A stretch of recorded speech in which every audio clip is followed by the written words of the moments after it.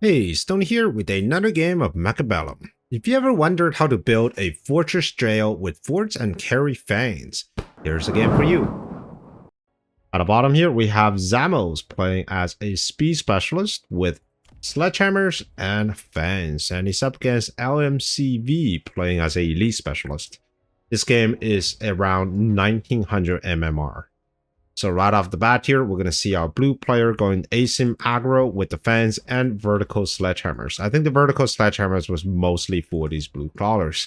Whenever you're up against a elite specialist in round 1, you should always expect blue crawlers because they're just so darn good in early rounds and it's able to give them a lot of tempo.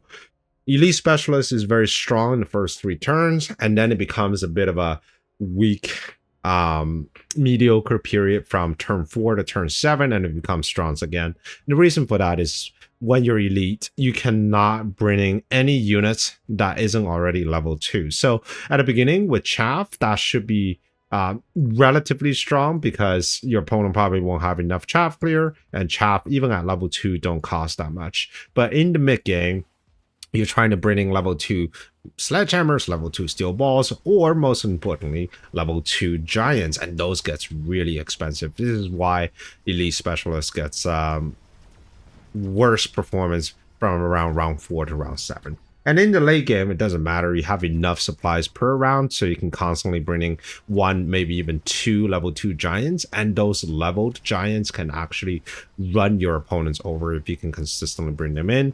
So when you're playing elite, just be very careful. Round 4 to round 7 is really the danger spot. And if you're playing against elite, that's the window that you can take them down before they overscale you too far after round 8. All right, so far it looks like we're going to get a pretty devastating tower here. We have all these sledgehammers trying to bring down this tarantula, but with the tower debuff, I'm not entirely sure that is going to be possible. We have a single hero crawler from our blue player that's just chipping away at that tower, but with these blue crawlers now moving in, I think that's going to be a win for LMCV on round 1.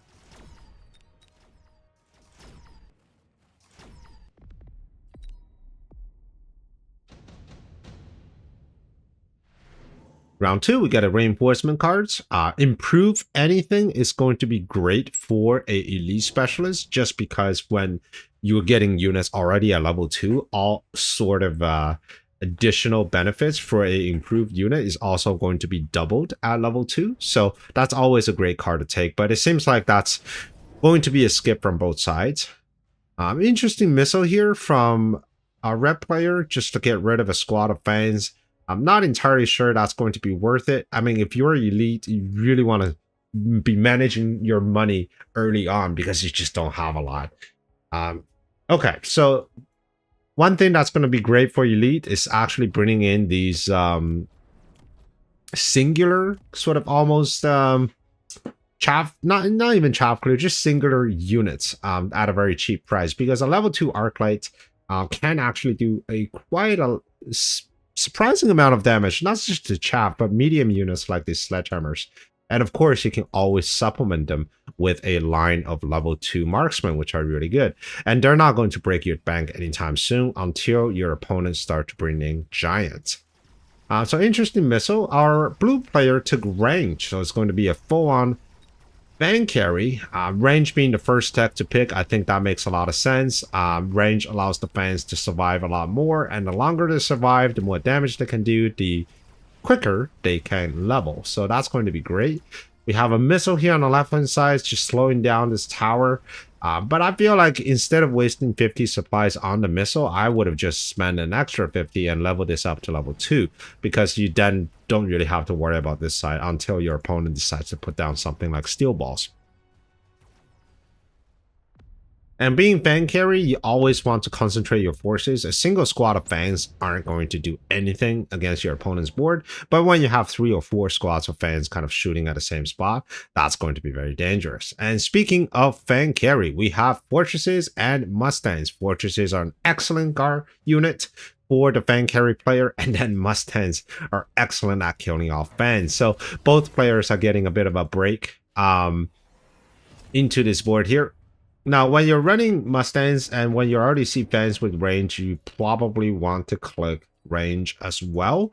Mustangs themselves are actually quite squishy. So when you're fighting like a squad of Mustang fighting a squad of fans at equal range, I think the fan might actually have a pretty good advantage. And if you're fighting a under the range of a fans, you're going to be in a bit of a trouble because they're both very squishy units.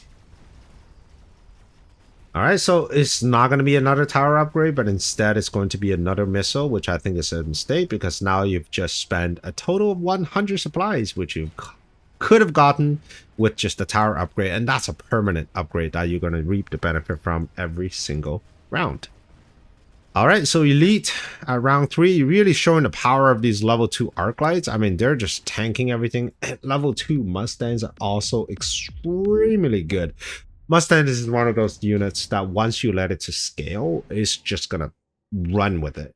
Amcor, huge card if the rep wants to play it. I mean, taking Smoke Bomb, I get it. You want to stop the advancement of these events, but I feel like Amcor might have been a much better decision if you're able to put them on this level 3 Mustangs. Because at some point, once you get up to level 3, or even like level 4 Mustangs, with an Amcor, your Mustangs aren't just there to kill fans. They're there to kill fortresses too. So why refuse the opportunity for this Mustang to grow into an absolute monster? All right, looking at the board here, blue, once again, does not have enough money to get a tower upgrade, which leaves this whole area extremely vulnerable.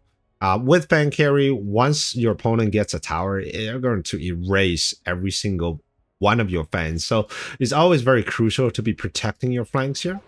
But I think right now it's going to be a protection in the form of distraction. So those units are going to come in. Poor fortress, not able to shoot much, and also these fans not able to shoot much. So it's going to be a rough couple rounds here for our blue player. I'm actually quite concerned with his units here because when you're a fan carry and you don't get enough momentum to level up your fans, then your opponent is going to outscale you. It's not that easy to get later levels with your fans if they don't survive long enough. So this is actually a pretty dire situation here for blue. Iron Blast, if I were a rep player, I would take that card and just eliminate any sort of hope for blue. But for blue, it took the Elite Hacker, and for red, it's going to be a mobile beacon. Very curious decisions on these. Elite Hacker, I think he's preparing for either a late game round. I mean, level 3 hackers can actually reliably hack level 2 giants, or is just planning for these arc lights, which are also very good. But right now, it seems like it's just going to be a roll of arc lights with charge shot, able to deal with both the giant and also these fangs. Now, there is a bit of a problem with arc lights into fans, and that is arc lights don't always scale well into fans, especially fans with range and technology, because arc lights will always kill a fan out of equal level in one shot, which means the damage efficiency for the arc light is not getting any better. Unlike any other units, where when you're tacking up the units, you tend to kill the units a little faster. But for an arc light, they kill the fan about the same speed if they're at the same level or if they're higher level. It doesn't matter. It kills the fan at the same speed. But the fangs, on the other hand, as they become leveled, they actually can kill arc lights a little bit faster, giving them that distinct advantage of able to bring down arc lights a little better. And with enough quantity of fans, they actually can outscale arc lights in the future. So this round is going well for blue because of the tower capture, and hopefully next round red will notice that problem and remedy that with a tower upgrade. So this is the first round going to blue.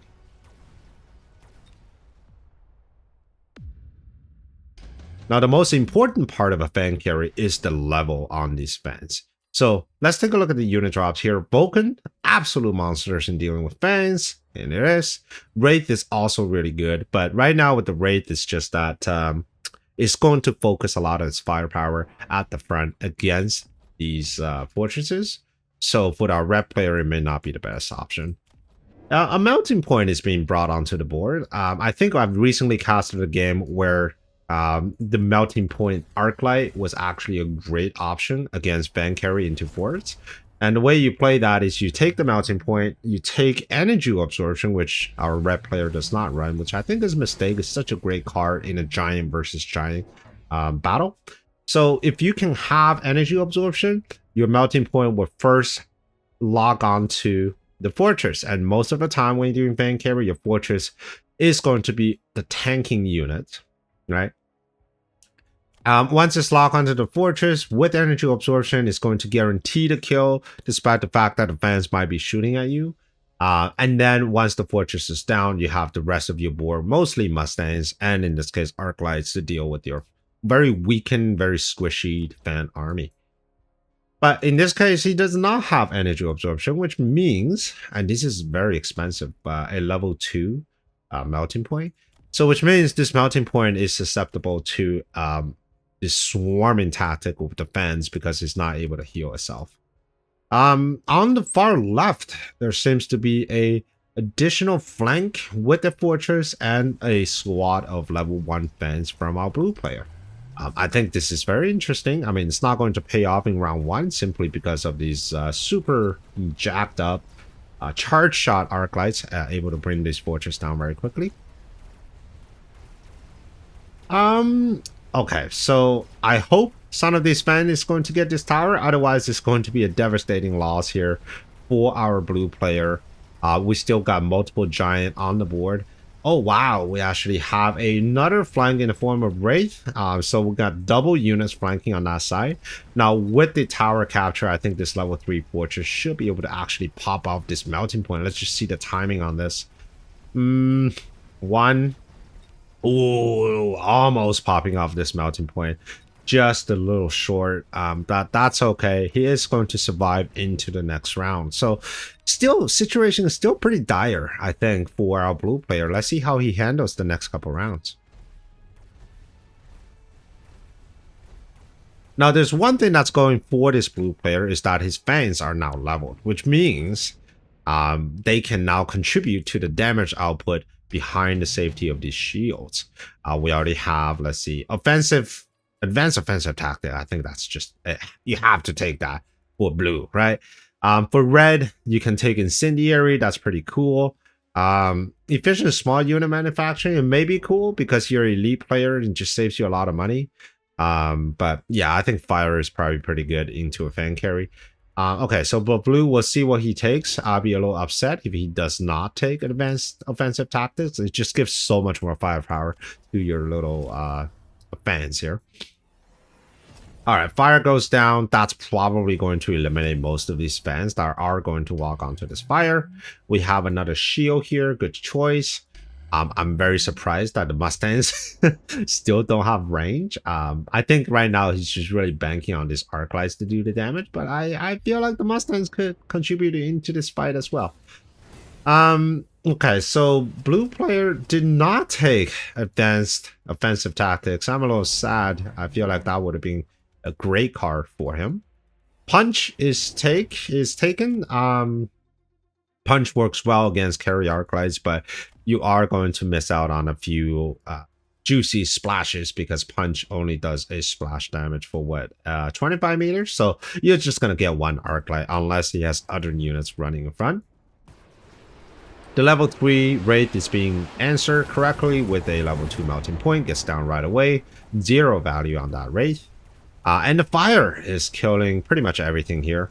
But the real problem, though, is we still have a few fans left, and now we got the crawler running into the tower. So we got this huge flank developing on the left-hand side, taking tower, and now we get a level 3 fortress pointing at the melting point. So a devastating round here for our red player. So this is, the blue player is turning around. This is where things get scary, right? When you have fans going up to level 4, well, you got 2 packs of level 4, level 3, level 3. Their damage output is going to be insane. All right, so looking at the unit drop here, it is going to be a triple Rhino for our blue player. Let's just back up here real quick, right? So going to round 8, just take a look at the units a little bit more. For our blue player, what he needs is a bit more muscle. And I think the triple rhino is a good option. Getting the saber-tooth, selling it, and getting even more fortresses is also another option, because now they have punch. So they'll guarantee at least a few of those kills onto these larger units. But Rhino could also be very difficult to deal with. But I worry that these Rhino may not be able to get to his target because of charged arc lights. So we have to see. We have Stormcrawlers with fire. If I were the red player, I probably won't take Stormcaller with a fire, but instead I would just take Launcher Overload on Stormcrawlers, because they contribute both to killing these giant fortresses, but also they just fire very fast and they deal with these fans relatively well. We got Wasp. Is that a Distraction Wasp on the corner? And indeed, that is going to be Distraction Wasp. So this is actually quite brilliant, because what it does is it prevents this melting point from locking onto this level 2 fortress.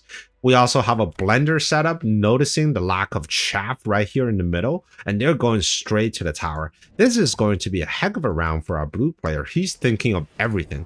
First, he's drawing the power of the melting point away, so that melting point is going to be distracted pretty much all game. Then he notices the lack of chaff in the middle, and it's going triple rhino straight into that tower. It doesn't care if there's going to be fire. Yeah, it's just going to get tower. After this tower goes down, we're going to see a huge attack on the right hand side. Oh, here's the rhino. Oh, this rhino overshot, but that doesn't matter. We have quick fans coming in, and now this is the power of fans. We're gonna get double tower getting in. And what's the HP here? We got 5 squads of fortresses and a whole lot of fans. I think this actually might be game, or very close to game. Ooh, 160. It's going to be a little difficult for our red player to actually defend the next turn, even if he knows this is what's happening, right? These rhinos can always just take final blitz. Might be a risky move. We'll see though, right? What you want to do is you want to put a single anti-missile device in case it slows the rhinos down, and then you can either take final blitz or just take whirlwind. It's going to make them super jacked and kills through chaff super fast. But for now, though, it's just going to be overlords. Are these overlords going to have chain gun? No, they're actually not going to be participating in the defense of this round, but rather it's just going to come in from behind. Here's the problem, though, right? Last round, we saw that the tower on this side was actually taking super early. So now with even more units up front and almost zero chaff, here's the real big problem here.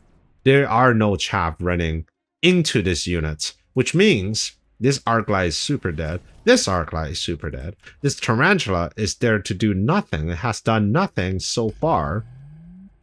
Exploding Rhino going onto the other side. Wow. I don't think Red has enough units. Or specifically enough chaff, because all of his damage dealing units will get picked off very, very soon. Yeah, this is pretty bad. I don't think these boats are going to be teleported in on time. And if you are going to do a boat flank, why use 2 level 2 boats? You don't need level 2 boats to get tower. You just need one of them. The other boat could very well be protecting your army from something else. So, yep, boats are coming in. They're not going to get to the tower in time. And there it is.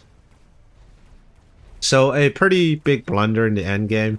At first I thought these boats were coming down in the middle, probably with chain gun, and that's actually going to stop these rhinos from getting to tower. But with boats in the end, I mean, that's just too much of a waste. You're wasting, this is what, 1200 worth of resource for a quick tower capture against carry fence, which you're not able to clear in the end. So yeah, not great. So kudos to our blue player, because I really thought he was in a bind for the first, I would say, about 5 rounds, but he was able to get it back, not because of the power of the fans, but the power of creating as many distractions for the defender as they possibly can. I think the wasp play here and a deep flank was a brilliant move. Just tying up this melting point, allowing you to do all kinds of cool stuff at the front. And I think the red player not putting down a chaff to protect its carry arc lights was just a huge mistake. Well, I hope you enjoyed this game, and if you want to see another interesting game with a board where units are just hitting all over the place, here's one for you. And I hope to see you on the next one. Prepare your tactics, Mechabellum's calling. Deploy your fortress, the battlefield's alive with swarms.